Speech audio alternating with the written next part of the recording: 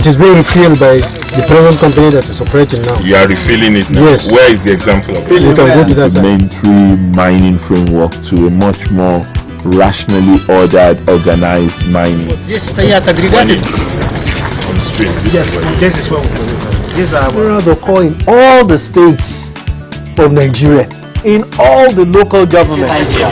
That's a very powerful analogy. Yes, we had a big job in our hands. We must increase the level of beneficiation and processing locally.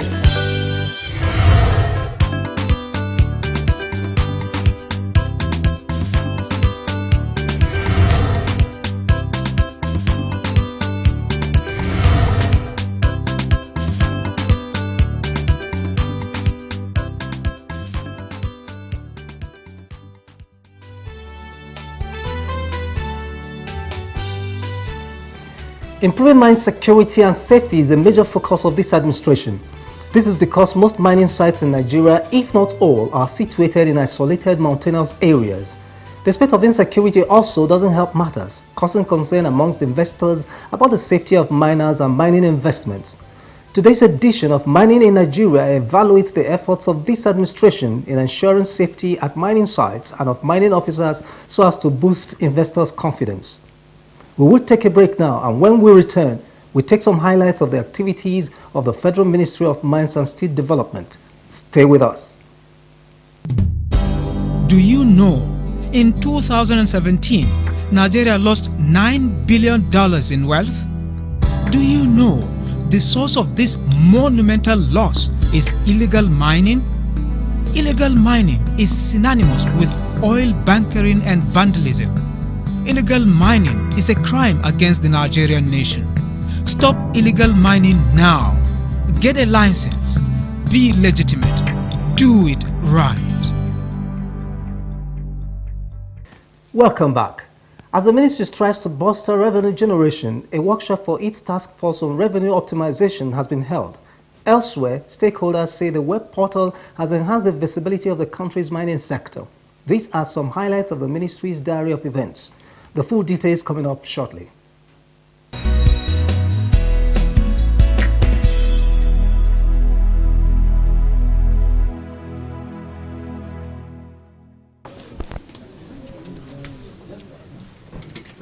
In a bid to assist Nigeria in its quest to enhance the generation of qualitative geological data, representatives of the British Geological Survey recently paid a courtesy visit to the Minister of State for Mines and Steel Development, Honorable Abubakar Bawa Buhari.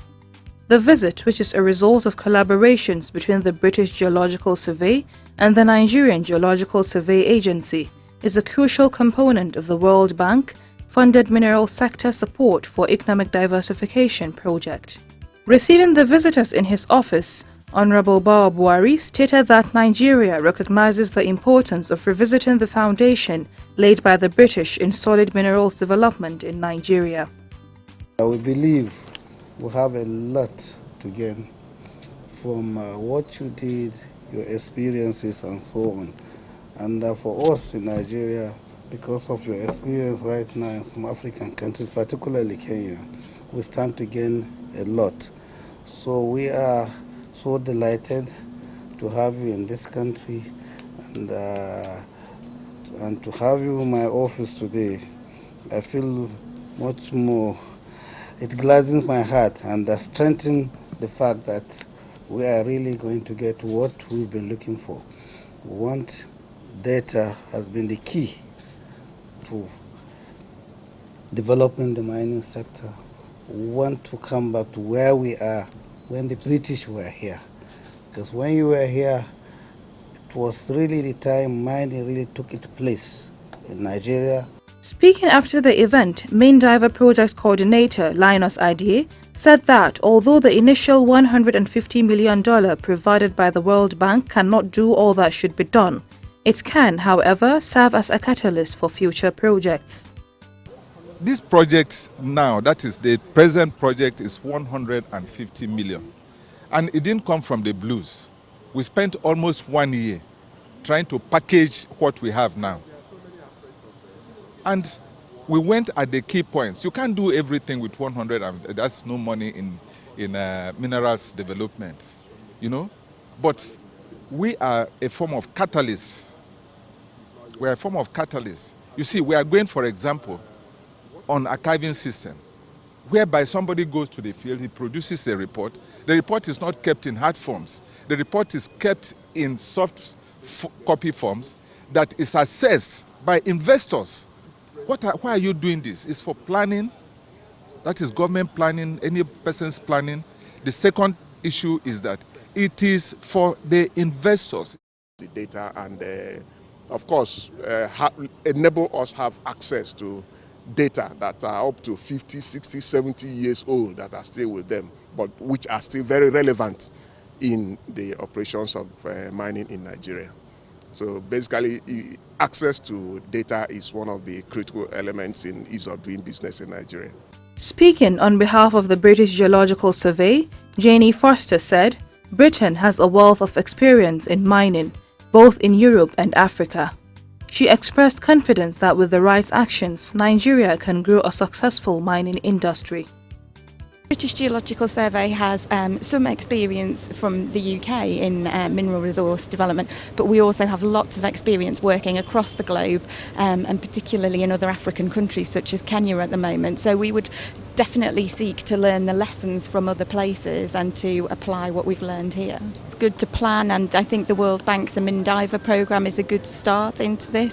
I think planning for the long term, using the data that you have, training up geologists and understanding the resource that is here, putting all those enabling actions in place, making sure there is a good business environment, all of those things build together, having good regulation, having a good environment for the companies. I think all of that can build towards being a sustainable minerals future for Nigeria.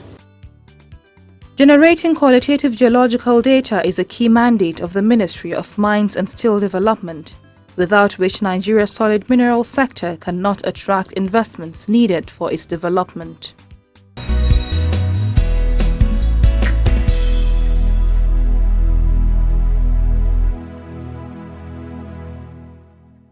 Make sure that you pay on the bank details that is on the voucher or the supplier submitted.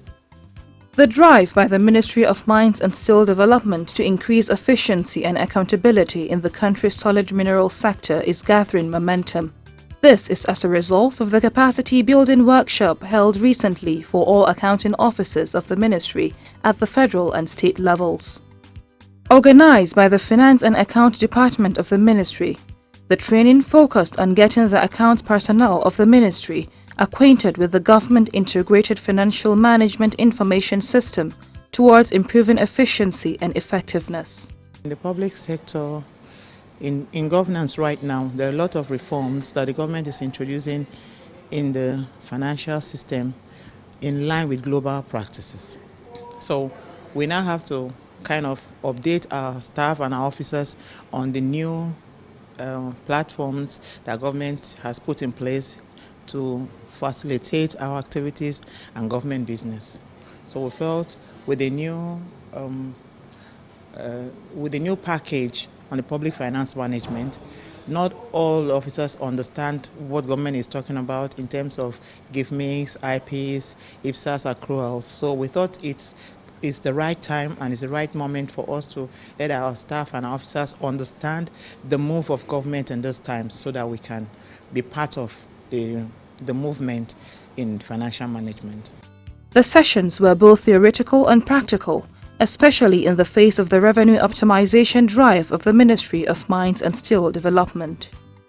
There are computers attached to every participant, meaning that they will not only learn the theoretical application of the knowledge gained from the course, but they will also be able to practice it, put it to work, and so they'll be useful in playing their roles on the government integrated financial management information system platform that is the in thing, is the trending in the federal civil service.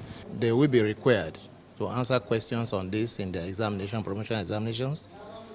They will be required to use this knowledge to carry out their functions the various roles they play in the offices they occupy. Participants at the training described it as timely and relevant. The instructors are unique in their teaching, and the impartation, everybody, they come down at the level of everybody, and we are all carried on the same page. I benefited a lot. When we are coming, initially we are complaining. There's so many things in the account section, in the changing of the account from the analog to digital. So I enjoy it, most of the lesson. From what I have seen so far, since I started civil service, this is the first of its kind. I have never had the opportunity of going for a program like this, but with what I have seen so far, it is taking me to higher grounds. And I can assure you, within the next few months, our revenue generation will skyrocket. Highlights of the occasion was the presentation of certificates to participants.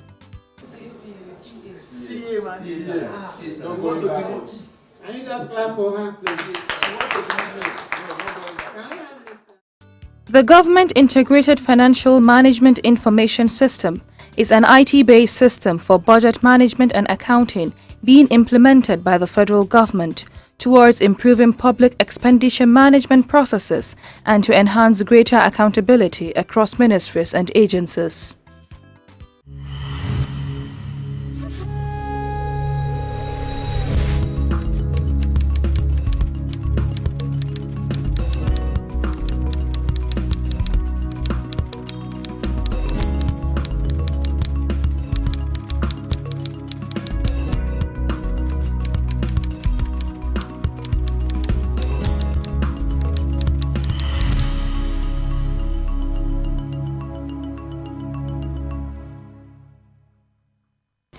There is a correlation between security and investment. The current administration understands that for solid minerals to become a key driver of the economy, miners and indeed investors must be assured of some level of security. This has prompted government to put in place measures, policies towards ensuring safety and security at mining sites. Let's see some of the steps taken so far in our next segment on the issues.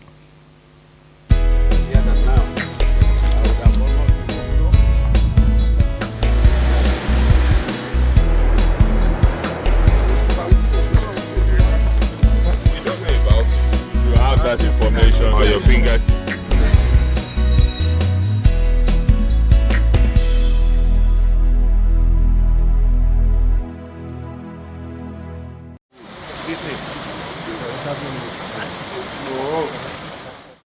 What most Nigerians did not know until now is the fact that most mining operations are located far away from urban centers.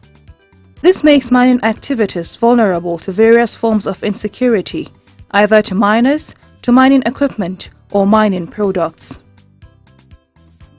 November 4, 2014, Boko Haram overran the Ashaka cement factory of Lafarge and carted away large quantities of dynamites and industrial explosives.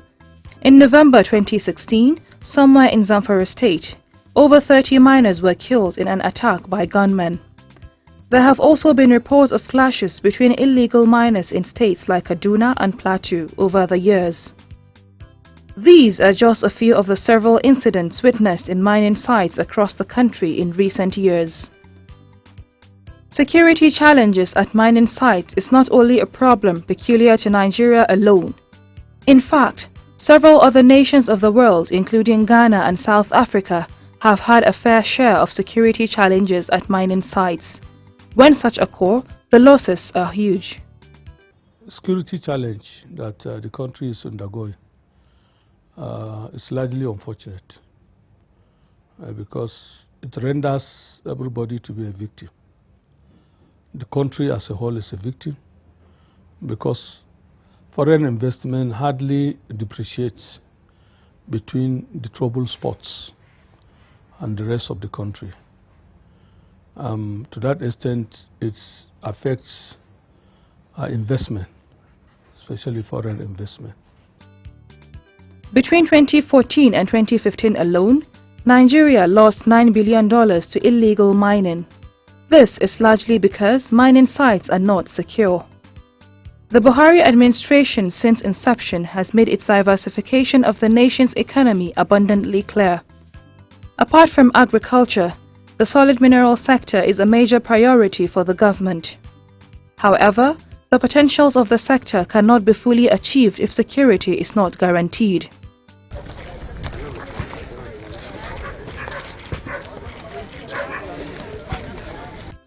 Thankfully, a lot is being done to tackle the problem. Since the coming on board of the present ministers Dr. Kayode Fayemi and Honorable Abubakar Bawa Buhari, the Federal Ministry of Mines and Steel Development has embarked on a mission to ensure security of mining sites. For emphasis, mine security involves a wide range of activities including tackling illegal mining, securing the lives of miners, their minerals and magazines, preventing environmental degradation, preventing illegal export of minerals, and all other activities geared towards preventing loss of revenue from the solid mineral sector. Towards ensuring this, a special mine surveillance task force has been constituted. The task force comprises members of the police force, Nigerian Security and Civil Defense Corps, Nigerian Customs Service and other security agencies in the country.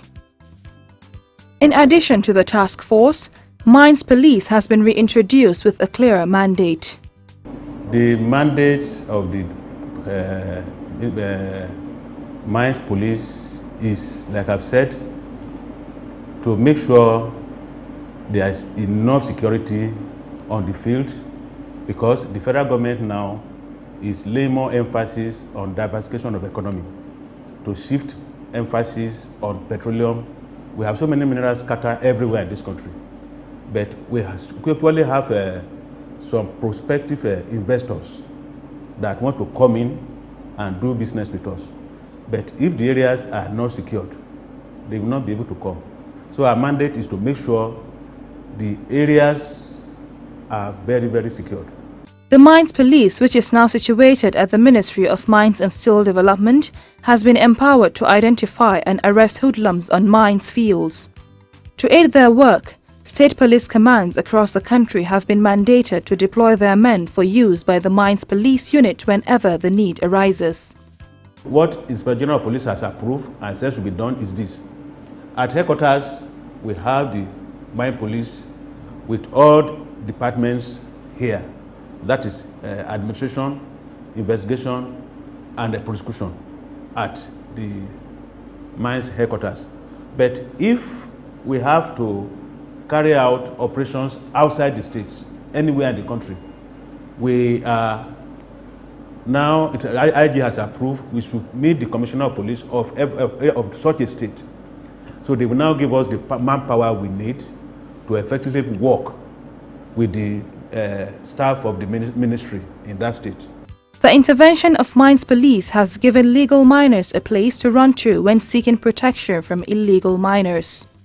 A very good example is that of recent in Taraba State.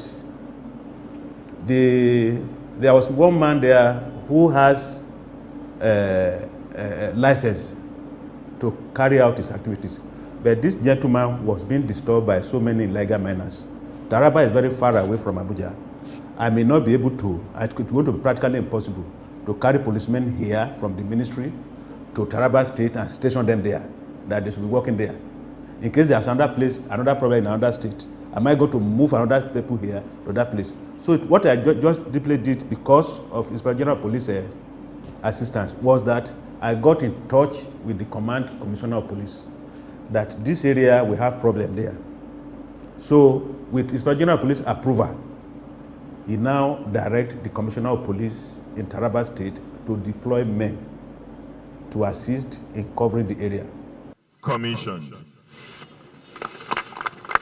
To better equip the security apparatus set up to provide security for mining sites, surveillance vehicles to ease mobility have been procured by the ministry. As a strategy to strengthen the task force in all the states of the Federation, and a critical component of the roadmap for the development of the mining sector,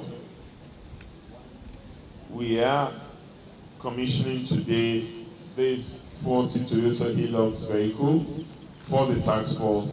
The 40 vehicles commissioned in March is sequel to the initial provision of 38 vehicles commissioned in 2017. What they do is that Providing material resources towards securing mining sites from theft and illegal mining will not result in much success if the security personnel lack the required skills for the job. This has led the Ministry of Mines and Steel Development to organize training workshops for the task force, both of which took place at the Institute of Mining and Geosciences in Jos. We have been asking for this program for more than 2 years now, and it has come to fulfillment. So personally, I'm happy. It's going to help us to understand more on the issue of security or protecting mines field. You know, Nigerian security is on the ground, the grassroots.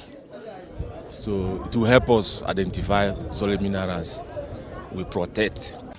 The task of making mining a safe venture in Nigeria is multifaceted. The current leadership of the Ministry of Mines and Steel Development is aware of the challenge and is tackling it head-on. There is renewed impetus on the part of the ministry to ensure that the huge resources in the country are adequately harnessed for national development in the safest possible environment. It is great to know that the federal government, through the Ministry of Mines and Steel Development, is not resting on its oars in providing security for miners across the country. If we are to enjoy the full potentials of the sector, operators must be allowed to mine without fear.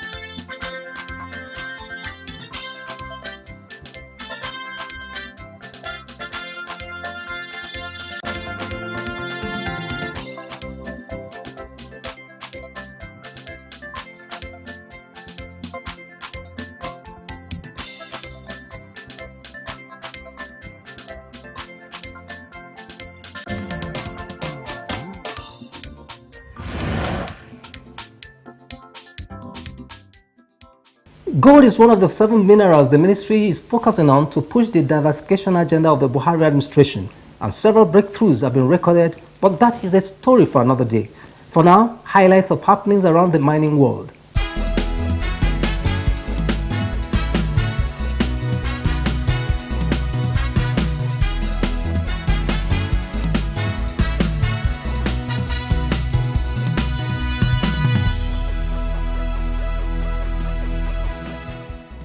Quantum Mineria has sought for permit to explore off-ground water of the Guyana River up to 200 meters deep, where the company believes there is a rare earth element, monazite.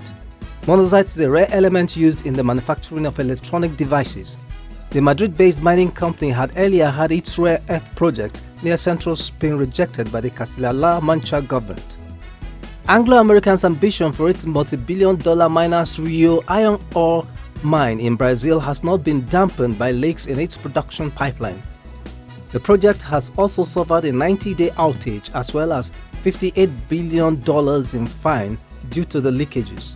Minas Rio is Anglo-American's biggest development project and its stake in the future of iron ore production.